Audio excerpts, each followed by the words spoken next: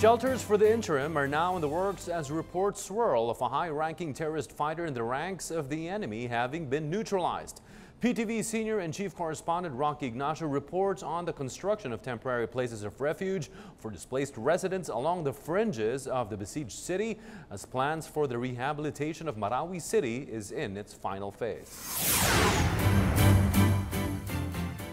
The government is determined to end the Marawi siege. Presidential spokesperson Ernest Abella said this amidst reports that one of the Maute brothers, Abdullah, had been killed in the continuing military operations in the area. During the more than 100 days of military operations against the Maute group, Abella said that the government troops will neutralize terrorists, including their leader, Isnilon Hapilon. The recent retaking of two critical bridges in the city, namely the Balui and at Mapandi and the Bayabao Bridge in Bangolo, are indicative of the decreasing maneuvering space of the rebels and will facilitate their defeat.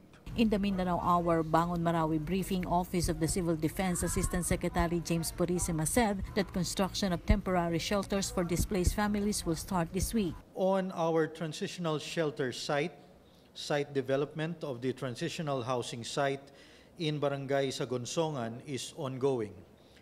4 hectares will have been developed by the DPWH by September 8 or September 9 for eventual handover to NHA for the construction of transitional shelters. At the start of the rehabilitation efforts, Purisima assured that quality construction materials will be used in building temporary shelters for the affected families. Dahil siyempre ayaw nating malusutan tayo ng substandard ng mga materyales at i-ensure natin na lahat ng gagamitin dito ay above standard, no? At gagawin natin ang lahat para ma-verify na walang mangyayaring ganyan. Rocky Ignacio for The Nation.